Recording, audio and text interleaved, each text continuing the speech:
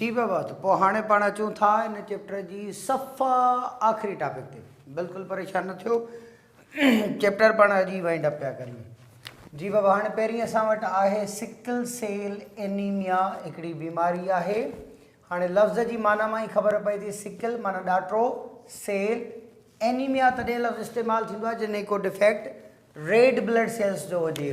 आमतौर ते red blood cells circular हूंदा आहिनि, सॉफ्ट हूंदा आहिनि, इलास्टिक हूंदा आहिनि, ऑक्सीजन कैरी कंदा आहिनि। ठीकु आहे, इन जो जेकॾहिं असां साइड व्यू वठंदासीं त इहो असांखे बाय कॉनकेव नज़र ईंदो, माना असांखे पासनि तां किनारनि खां थुल्हो नज़र ईंदो, विच ते सन हूंदो, ॿिन्ही तरफ़ अंदरि तरफ़ हूंदो, कॉनकेव हूंदो। माना साइड व्यू में असांखे बाय कॉनकेव नज़र ईंदो, उहो सर्कुलर आहे। अच्छा, पर जेकॾहिं हिन क़िस्म जी जेनेटिक बीमारी थींदी त इहो सनड़ो थी ड्रिगो थी वेंदो and sometime it turns like this. हाणे अहिड़े क़िस्म जी स्ट्रक्चर खे असीं चवंदा आहियूं ॾाठो, जंहिंसां असीं ॻाल्हि उड़ंदा आहियूं, सिकिल। ठीकु आहे, त जेकॾहिं रेड ब्लड सेल्स माना हार्ड थी वञनि, स्टिफ थी वञनि ऐं सिकलिंग करे वञनि, ॾाटे जहिड़ा थी वञनि, त इन क़िस्म जी बीमारी खे चइबो आहे सिकल सेल एनीमिया।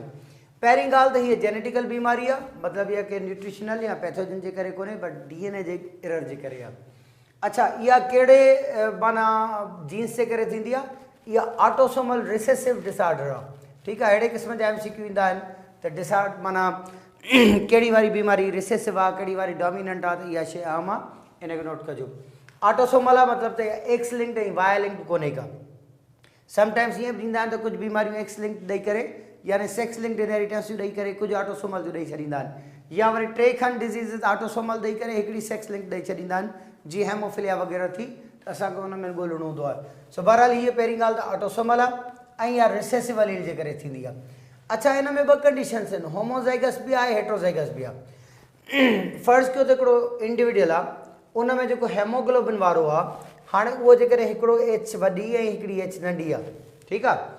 हाणे बीमारी कंहिंजे करे थींदी आहे? कैपिटल H जे करे या स्मॉल H जे करे, त that is because of small H। हाणे हिन में हिकिड़ो वारो जीन डिफेक्टेड आहे ऐं हिकिड़ो वारो जीन नॉर्मल आहे।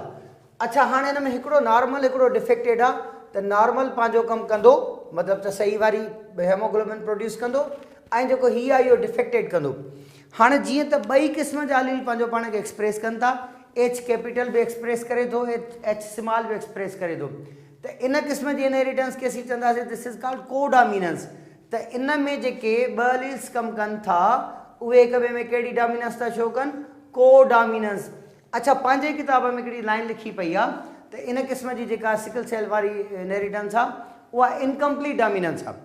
इनकम्प्लीट डोमिनेंस जो मतिलबु हूंदो आहे त जॾहिं ॿ एलील्स पाण में मिक्स्ड इफेक्ट शो कनि। ख़ैर, कोडोमिनेंस, इनकम्प्लीट डोमिनेंस ऐं कंप्लीट डोमिनेंस खे पाण 8 चैप्टर में डील कंदासीं, पर इहा किताब जी डेटा ग़लति आहे, इनकरेक्ट आहे।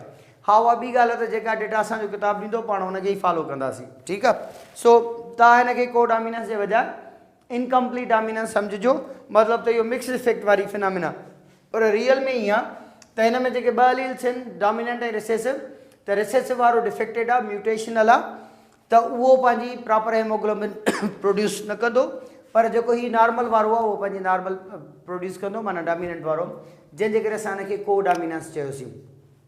अच्छा, पर जेकॾहिं होमोज़ाइगस हूंदो, होमोज़ाइगस जो मतिलबु आहे त ॿई रिसेसिव हूंदा, माना H स्मॉल। हाणे होमोज़ाइगस वारो इंडिविजुअल माना वधीक सीवियर सिम्टम्स शो कंदो, उन में प्रॉपर ऑक्सीजन कैरी न थींदी, पर जेको हेट्रोज़ाइगस वारो आहे उहो माइल्डली इफेक्टेड हूंदो, लेस सीवियर हूंदो या माइल्डली इफेक्टेड हूंदो। इन जो मतिलबु इहो आहे त होमोज़ाइगस सिकल सेल एनीमिया बि थींदी आहे, हेट्रोज़ाइगस सिकल सेल एनीमिया बि थींदी आहे। होमोज़ाइगस वधीक ख़तरनाक आहे, हेट्रोज़ाइगस घटि ख़तरनाक आहे, लेस सीवियर आहे। अच्छा, हाणे हिन में थींदो छा आहे त असांजो जेको हेमोग्लोबिन आहे, असां जेकॾहिं ॻाल्हि था कयूं RBC जी, त हिन में तक़रीबन को 280 मिलियन हेमोग्लोबिन्स थींदा आहिनि हिकिड़े रेड ब्लड सेल में, ऐं वरी हर हेमोग्लोबिन में 4 मॉलिक्यूल्स हूंदा आहिनि, 2 अल्फा हेलिक्स जा, 2 बीटा शीट जा। पाण चौथे ॿिए चैप्टर में प्रोटीन वारे मॉलिक्यूल में हेट्रोजीनस प्रोटीन्स पढ़ियोसीं, त उन में डील करे आयासीं। हिन में 2 अल्फा हेलिक्स हूंदा आहिनि, मिसाल तौरु हीअ अल्फा हेलिक्स आहे ऐं हीअ अल्फा हेलिक्स आहे, हीअ बीटा शीट आहे, हीअ बीटा शीट आहे, ठीकु आहे। हाणे इहा कहिड़े वारे प्रोटीन जी गड़बड़ आहे, म्यूटेशन आहे, या बीटा शीट जी गड़बड़ आहे, अल्फा हेलिक्स जी कोन्हे का। हाणे जेकॾहिं अहिड़े क़िस्म जो को MCQ अचे त सिकल सेल एनीमिया कहिड़ी प्रोटीन जो डिसऑर्डर आहे, त पाण चवंदासीं this is disorder of beta sheet या बीटा ग्लोब्यूलर प्रोटीन। सो असीं हिनखे चवंदासीं बीटा ग्लोबिन जी डिसऑर्डर जो डिसऑर्डर आहे या एबनॉर्मलिटी आहे प्रोटीन जी। अच्छा, हाणे पंहिंजे किताब में ॾिनो पियो आहे त हिन में 300 अमाइनो एसिड आहिनि। उन्हनि 300 अमाइनो एसिड मां हेमोग्लोबिन मां सिर्फ़ु हिकिड़ो गड़बड़ थियल हूंदो आहे। 300 वारी फिनामिना मां त न बीहे। उहो ईअं त अल्फा वारा जेके पंहिंजो हूंदा आहिनि अमीनो एसिड्स, हिन में घणा थींदा तक़रीबन 141 141 माना हूंदा आहिनि अमीनो एसिड हिकिड़े अल्फा में। त ॿिनि खे असां हिनखे कंदासीं त इहो 141 141 माना 282 हेमोग्लोबिन थी वेंदा आहिनि जस्ट हिननि 2 अल्फा वारे में।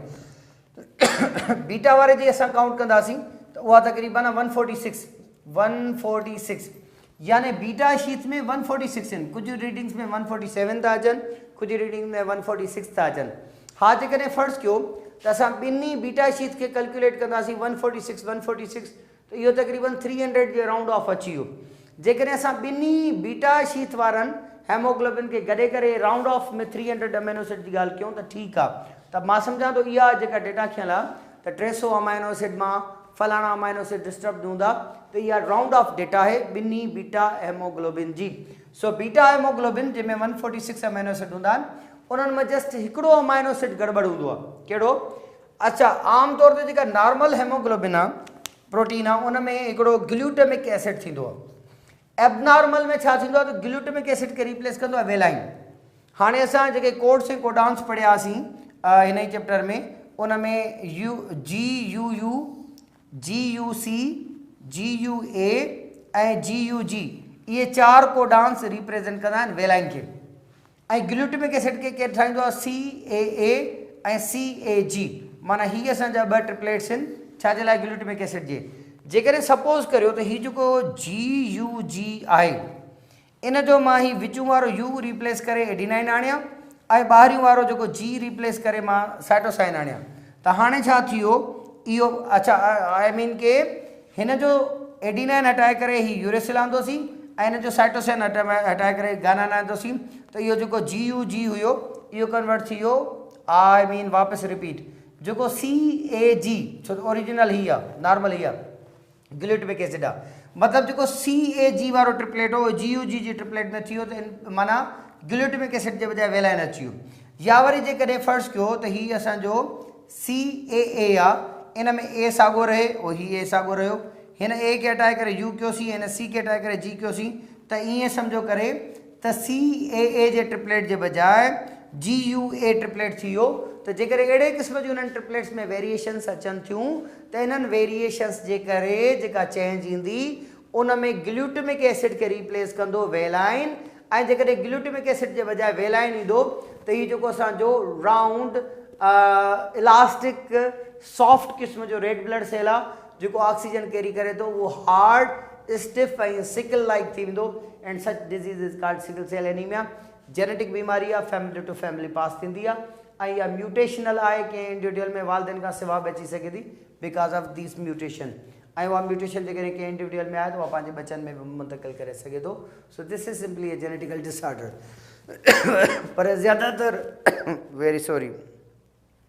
पर ज़्यादातर इहा जेका आहे डिज़ीज़ उहा म्यूटेशन जे करे थींदी आहे। हाणे हलूंसि था नेक्स्ट असां वटि आहे फिनाइल कीटोयूरिया। ठीकु आहे। हाणे अगेन बाबा हीअ बि जेनेटिकल बीमारी आहे, DNA जी गड़बड़ आहे, हीअ बि ऑटोसोमल आहे ऐं रिसेसिव आहे, पर हीअ सिर्फ़ु होमोज़ाइगस में थींदी आहे। माना जेकॾहिं ॿई रिसेसिव एलील्स हूंदा त फिनाइल कीटोयूरिया जी बीमारी थींदी, ॿई न हूंदा त न थींदी। माना इहा बीमारी असां वटि होमोज़ाइगस कंडीशन में थींदी, हेट्रोज़ाइगस में न थींदी। फिनाइल कीटोयूरिया में थींदो छा आहे त मिसाल तौरु हीअ असांजी DNA, इन DNA में हीअ जीन आहे, इहो जीन गड़बड़ थी वियो आहे। इहो जीन छा ठाहींदो आहे? इहो फिनाइल एलेनाइन हाइड्रोऑक्सीलेज हिकिड़ो एंजाइम आहे, उनखे ठाहींदो आहे। अब हिन जीन मां ही हिकिड़ो एंजाइम ठहियो, इहो छा कंदो? पोइ जेको फिनाइल एलेनाइन वारो सबस्टेंस आहे, अमीनो एसिड आहे, उनखे ब्रेक कंदो आहे, टोड़ींदो आहे ॿियनि सबस्टेंसिस में। हाणे जेकॾहिं असांजी बॉडी में फिनाइल एलेनाइन वधी वेंदो त उहो ब्रेकडाउन थींदो, ब्रेकडाउन थींदो त यूरिन सां गॾु पास थी वेंदो। पर फ़र्ज़ु कयो असां वटि ही एंजाइम ई कोन्हे, कहिड़ो वारो? फिनाइल एलेनाइन हाइड्रोऑक्सीलेज, इहो एंजाइम कोन्हे। जॾहिं इहो एंजाइम न हूंदो त पोइ जेको फिनाइल एलेनाइन आहे उहो बि ब्रेकडाउन न थींदो। अच्छा, इहो ब्रेकडाउन न थींदो त असांजे ब्लड में बिल्ड थींदो वेंदो, माना this phenyl alanine accumulates in the blood. असांजे ब्लड में एक्यूमुलेट थींदो। अच्छा, ब्लड में एक्यूमुलेट थींदो त इहो एडल्ट्स खे त सच को प्रॉब्लम कोन कंदो आहे। मिसाल तौर ते जेकॾहिं हिकिड़ो माण्हू आहे उहो अॻिते हली हुन में म्यूटेशन थिए थी, का गड़बड़ थिए थी ऐं उनजे करे उनखे फिनाइल कीटोयूरिया थी वई आहे, त इन क़िस्म जे माण्हू में शायदि को सीवियर प्रॉब्लम क्रिएट न करे।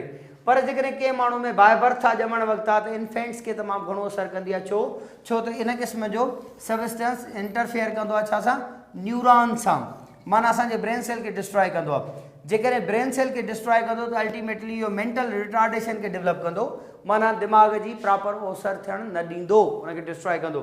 ऐं मेंटल रिटार्डेशन थींदी त इहो माण्हू हार्डली 30 सालनि खां मथे सर्वाइव करे सघे, न त 30 इयर्स खां मुश्किल ई वधीक सर्वाइव करे सघंदो। अच्छा, इन क़िस्म जी डिज़ीज़ खे जेकॾहिं असांखे नंढपण में ई अर्ली स्टेज ते ई ख़बर पइजी वई आहे इन बीमारीअ जी, त असां हिनखे समहाउ न्यूट्रिशनली ट्रीट करे सघूं था। त अहिड़ा खाधा जिन में फिनाइल एलेनाइन अमीनो एसिड जी क्वांटिटी ज़्यादा हूंदी आहे, असीं उन्हनि खाधनि खां अवॉइड कंदासीं, त पोइ डॉक्टर जे प्रेस्क्राइब्ड फूड खाइणो पवंदो, जंहिंसां असां उन न्यूट्रिशन जे ज़रिए घटि फिनाइल एलेनाइन ॿारनि खां वठंदासीं त असांखे टोड़ण जी ज़रूरत बि न पवंदी ऐं असीं बैलेंस करे वेंदासीं। त न्यूट्रिशनली असां हिनखे ट्रीट करे सघूं था।